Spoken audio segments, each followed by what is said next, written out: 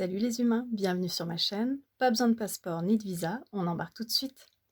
Idée reçue numéro 3. Il faut fermer les frontières pour stopper les migrations. Vous l'aurez peut-être déjà remarqué, j'aime bien être précise sur les termes. Alors quand on dit stopper les migrations, de quelle migration parle-t-on vraiment?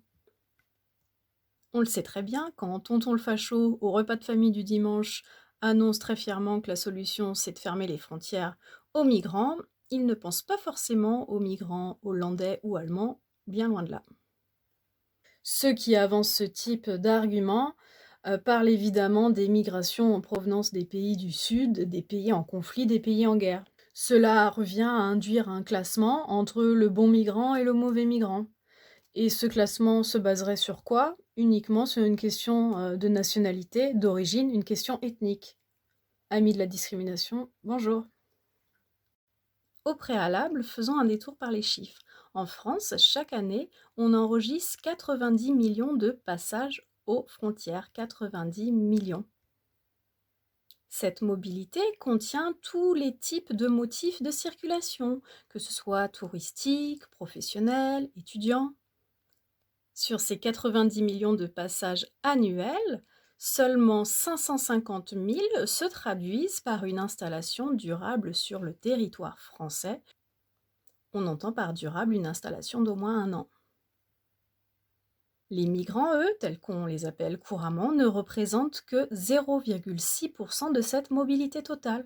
0,6%.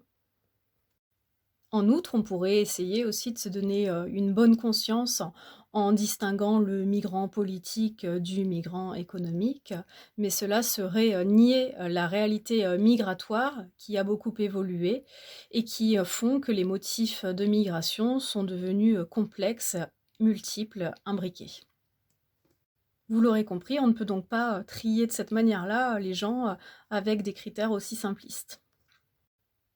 Je vous propose 3 arguments pour tenter de démontrer que la fermeture des frontières n'est pas une solution et pire encore, qu'elle est néfaste. Premier argument, c'est de dire que la fermeture des frontières n'a jamais empêché la migration. En effet, on aura beau mettre des barrières, des obstacles, les personnes déterminées à quitter leur pays pour en atteindre un autre contourneront ces obstacles, prendront plus de risques, mais tenteront de venir coûte que coûte. Elles ne se questionneront pas à savoir si la frontière est ouverte ou fermée. Et d'ailleurs, on le constate depuis des décennies, depuis la fin des années 90, on dénombre rien que pour la mer Méditerranée des dizaines de milliers de victimes, des dizaines de milliers de victimes. Ces personnes ont tenté la traversée qui est dangereuse, qui est longue, qui est chahutée et y ont perdu la vie. Alors, on pourrait tenter de comparer la mer Méditerranée à un cimetière, mais moi non, je ne parlerai pas de cimetière. Un cimetière, c'est un endroit où on peut se recueillir, où on inhume les personnes dans la dignité. Là, il ne s'agit pas d'un cimetière, il s'agit d'un charnier. Et il y a des responsables à ce charnier, parce que ces faits sont connus, et on ne tente pas de les stopper. Donc on le voit bien, on l'a revu encore récemment lors d'un naufrage en Manche, cette fois-ci, qui a été très médiatisé au mois de novembre 2021. Malheureusement, ces naufrages, en fait, il y en a quasiment tous les jours. Des victimes des routes migratoires, il y en a tous les jours. Peu importe que la frontière soit ouverte ou fermée, elles tenteront le tout pour le tout parce que, à leur esprit, elles n'ont plus d'avenir dans leur pays d'origine. Il n'y a que la fuite qui est possible.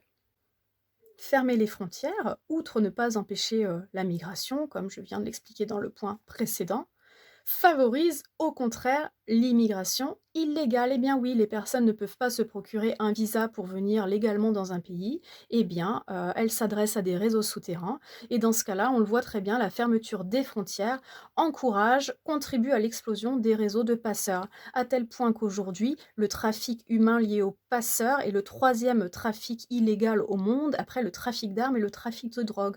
Donc fermer les frontières, c'est encourager directement et sciemment les réseaux de passeurs. On le voit dans les 2 points précédents, là où on espérerait que fermer les frontières empêche les personnes de venir Ce n'est pas le cas. On pourrait se dire, bon, certes, ça ne les empêche pas de venir, mais ça les empêche de rester. Eh bien là, je réponds non. Et on a un cas français à analyser qui est très intéressant.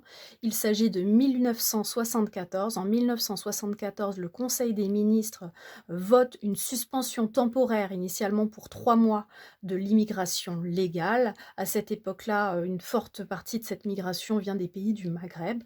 En 1974, pour des motifs officiellement économiques, on stoppe temporairement. Alors temporairement, mais on s'apercevra rapidement que finalement, cet arrêt ne sera jamais remis en cause dans les 3 décennies qui vont suivre.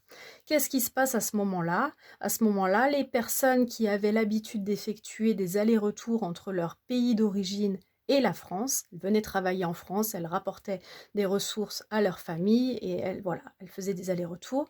Et ben ces personnes-là, de peur de ne plus pouvoir faire ces allers-retours, se sont installées durablement sur le territoire français. Donc si fermer les frontières, a pour vocation, de faire fuir les migrants, on voit bien qu'une décision pareille qui a eu lieu en 1974 a en fait favorisé l'installation définitive de ces personnes sur le territoire. Un peu contre-productif. Alors on parle de fermeture de frontières, mais une frontière c'est quoi? Pourquoi les frontières? Frontières, originellement, ont été créées pour délimiter un territoire, asseoir un pouvoir et assurer une protection à la population en son sein. Initialement, une protection vitale, car il s'agissait de conflits de territoire, de guerre, une menace vitale pesait sur les habitants de ce territoire.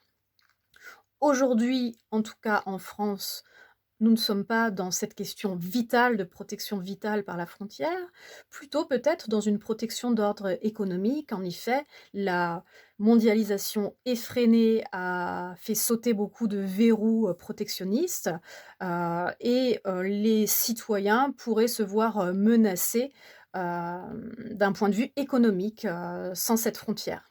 La frontière, c'est aussi un gage de cohérence géographique, une cohérence sociale. Dans un même territoire, les personnes sont liées par des valeurs communes. Alors tout de suite, ce qui me vient à l'esprit, c'est ce qu'on voit au fronton de nos mairies, nos valeurs communes à nous: liberté, égalité, fraternité. On parle d'accueil, on parle d'exil, on parle d'hospitalité. Liberté, égalité, fraternité, ce serait intéressant de pouvoir appliquer ces valeurs à la question migratoire. Je pense aussi à l'article 13 de la Déclaration universelle des droits de l'homme, déclaration à laquelle la France a pris part, et qui prévoit dans son article 13 la libre circulation des personnes, c'est-à-dire que l'article 13 énonce que toute personne a le droit de quitter tout pays, y compris le sien. Il serait bon de respecter cet article 13 de la Déclaration universelle des droits de l'homme. Pour conclure, je voudrais nous encourager à être tous vigilants en cette veille d'élection présidentielle française.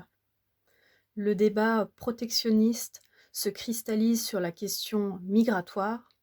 Or, dites-le vous, il n'y a pas de crise migratoire. Il n'y a qu'une crise politique de l'accueil et de l'exil.